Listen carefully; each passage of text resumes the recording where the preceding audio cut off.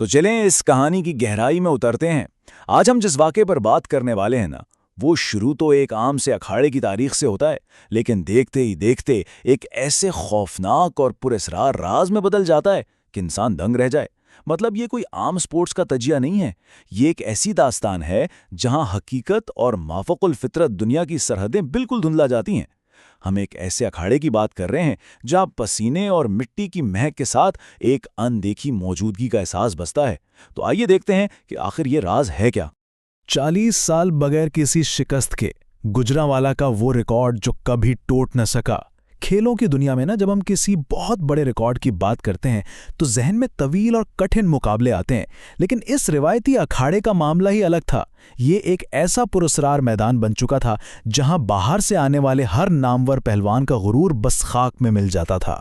پورے 40 سال، جی ہاں، ذرا اس نمبر کے بارے میں سوچیں۔ 4 دہائیوں تک اس اکھاڑے کی مٹی پر کسی بھی مقامی پہلوان نے ہار کا ذائقہ نہیں چکھا۔ یہ کوئی چھوٹی بات تھوڑی ہے، لیکن جو چیز اس ریکارڈ کو حیرت انگیز سے زیادہ پراسرار بناتی ہے نا، وہ اس کی وجوہات ہیں۔ کوئی بھی ریکارڈ صرف قسمت کے سہارے اتنا طویل عرصہ نہیں چل سکتا، اور یہاں جو ہو رہا تھا وہ تو عام جسمانی طاقت اور مہارت سے کوسوں دور تھا۔ اب آپ سوچ رہے ہوں گے کہ بھئی یہ ریکارڈ برقرار کیسے رہا؟ تو ہوتا کچھ یوں تھا کہ باہر سے آنے والے پہلوانوں کے ساتھ عجیب و غریب واقعات پیش آتے۔ وہ یا تو اچانک زخمی ہو کر دستبردار ہو جاتے، یا میدان میں اترتے ہی بغیر لڑے ہار مان لیتے۔ اور سب سے خوفناک بات کیا تھی؟ وہ یہ کہ کسی نے بھی کبھی اس کی کوئی وجہ نہیں بتائی۔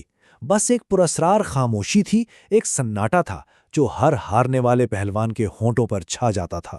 صحافی کی تفتیش اور سچ کی تلاش۔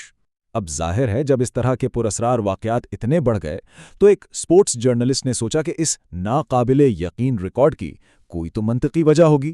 وہ کسی بھوت کو نہیں ڈھونڈ رہا تھا، وہ تو بس اس ناممکن سے لگنے والے ریکارڈ کے پیچھے چھپی سائنسی اور زمینی وجوہات جاننا چاہتا تھا۔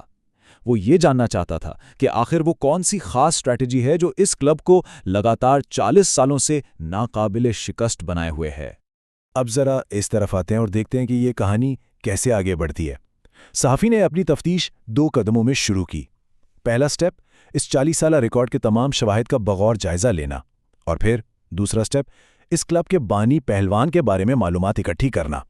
اسے لگا کہ شاید کوئی خاص تکنیک ہے جو آج بھی سکھائی جا رہی ہے، لیکن تفتیش میں جو انکشاف ہوا نا، اس نے تو سارے سائنسی اصولوں کو ہی ہلا کے رکھ دیا۔ 15 سال گزر گئے، ایک ناممکن چیمپئن۔ یہاں سے تفتیش کا رخ ایک ایسے سچ کی طرف مڑتا ہے جو سچ مچ آپ کے رونگٹے کھڑے کر دے گا۔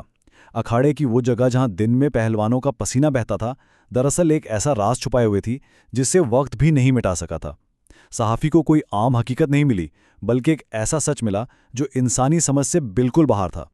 15 سال صحافی پر یہ خوفناک انکشاف ہوا کہ وہ بانی پہلوان جو اس بے داغ ریکارڈ کو قائم رکھے ہوئے تھا، وہ تو پچھلے 15 سال سے اس دنیا میں تھا ہی نہیں۔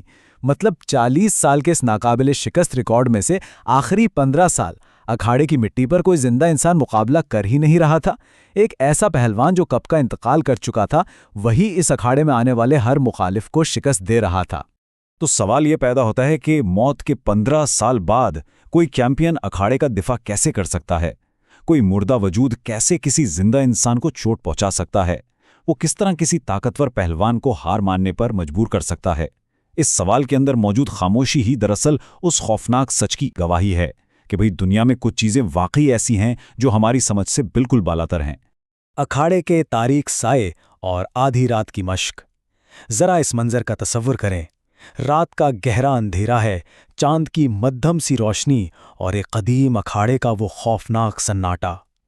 وہاں بظاہر کوئی زندہ انسان موجود نہیں، لیکن پھر بھی مٹی اڑنے کی اور زوردار قدموں کی مدھم، پراسرار سرگوشیاں اور آوازیں گونج رہی ہیں۔ جب صحافی نے رات کے اندھیرے میں اس اکھاڑے کا رخ کیا تو اس نے جو کچھ محسوس کیا وہ کسی کا بھی ہوش اڑا دینے کے لیے کافی تھا۔ اس گہری خاموشی اور اڑتی ہوئی دھول کے بیچ بانی پہلوان کی روح آج بھی ہر رات اسی شدت سے مشق کرتی ہے۔ مٹی پر ابھرتے وہ اندیکھے قدموں کے نشانات اور فضا میں پھیلی ہوئی وہ پراسرار سی ٹھنڈک، یہ سب بتا رہے تھے کہ اس کا وجود اب جسمانی نہیں رہا، روحانی ہو چکا ہے۔ مگر اکھاڑے سے اس کا رشتہ کبھی نہیں ٹوٹا۔ وہ رات کی تاریکی میں بھی اپنی اسی مٹی سے جڑا ہوا تھا۔ ये अब कोई आम मिट्टी और गारे का मैदान नहीं रहा। अखाड़ा यानी वो रिवायती कुश्ती का मैदान अब वो दहलीज बन चुका था, जहां पसीने की हकीकत और माफोकिल फितरत दुनिया आपस में टकराती हैं। एक ऐसा तारीक और पुरस्रार मकाम जहां एक भूत एक गैर मरी वजूद के साथ आज भी उन मुखालिफिन को ललकारता है जो खुद को नाकाबिले शिकस्त समझते हैं। ये अखाड़ा महज कुश्ती की जगह नहीं, एक तिलिस्माती और खौफनाक दुनिया बन चुका था। गरूर, आजजी और हिकमत, बहुत के उसूल। अब इस हवाले से जो बात वाकई बहुत दिलचस्प है वो ये है कि ये कोई आम डरावने भूत की कहानी नहीं है जो बस लोगों को बिला वजह नुकसान पहुंचाए। सहाफ़ी की तहकीक से पता चला कि बानी पहलवान की रूह दरअसल एक रूहानी और इखलाकी इम्तिहान ले रही थी।